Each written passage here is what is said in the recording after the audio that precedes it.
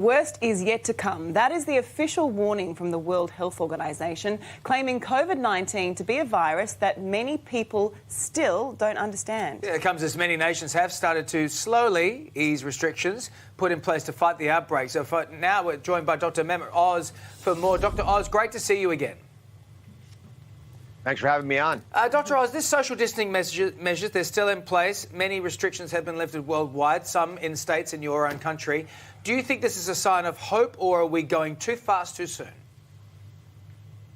You know, it's hard to tell until you actually start getting more data. And around the world, that's been an issue that's helped this virus succeed. Every simulation ever run always assumed we'd have pretty good data, eyes on the ground, so to speak, on how badly we were being hurt by the infection.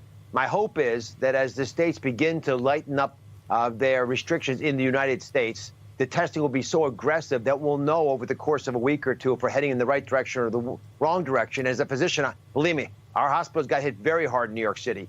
We lived it, and we don't want that to happen to any other cities. And if we're not heading in the right direction over those first 10 days to 2 weeks, we pull back and recalibrate. If we do that wisely, not only can we do it safely, but we'll also get the populace to feel comfortable with the right things happening. 60% of the U.S. population, I suspect it's similar in Australia, even though you weren't hit nearly as hard, are concerned about opening too quickly. So you want everyone to be happy. If their stores are open but no one's comfortable going, it doesn't help anybody. Okay, well, moving on, as coronavirus continues to spread, we're hearing more about super spreaders. So just explain, what are they and how do we know if we've been exposed to one of them?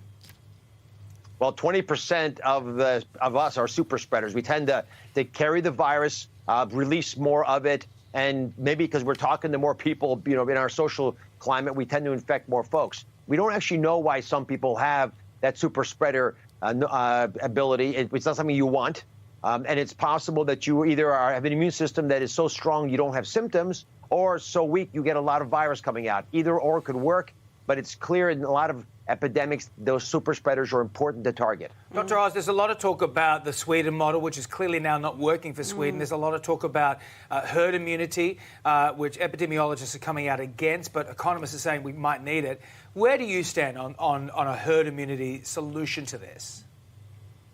You know, I've talked to some of the world's leading virologists and epidemiologists, and they always tell me that you need to have 70% of the population at least even to begin to think about herd immunity, and ideally you get up in the 90 percentile range. Wow. We're talking now in the United States, even in areas that have, we believe, significantly been impacted, we're talking about less than 5% penetration. Now, I'm sure that there are a lot of people who have not been diagnosed, and those numbers are from antibody testing becoming more evident. But we're a long way from where we need to be. I don't think we'll get there without a vaccine. So we're going to have to either work on better therapies when people get infected or better strategies to avoid getting infected. Yeah, and this is it. It's also worrying. We talk about a second wave, and we're also seeing recovered coronavirus patients around the world testing positive again. That's a big concern. Yeah, I focused on that on my show today. In South Korea, there are 140 patients now that had the virus, tested negative, and then are sick again. Now, the question is, do they have the virus because it never went away? Or is this a different virus or the same virus hitting them again?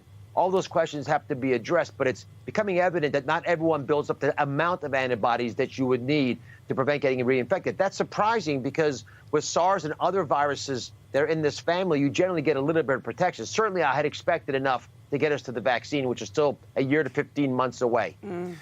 Dr. Oz, you are social distancing and you're doing your show from home. How are you coping with that? You're like a lot of the late night hosts as well are doing the same thing. Well, you know, my show airs, as you know, in many, many countries. So it happens to be that I'm in China as well. So I had a little bit of an early warning that this was coming, and my team built me a studio here. It has worked very effectively. It's not the same as being next to someone and, you know, and commiserating with them about something they're going through. But we've done it. And if you can tell jokes, which I'm not good at, but the late night guys are great at, then you can deliver a lot of other information. Thankfully, I've got enough of my kids around me that it's keeping me sane. Well, you stay safe over there, Dr. Oz. We'll speak to you again soon. Thanks for your time. Thank you. Look forward to it. Take care.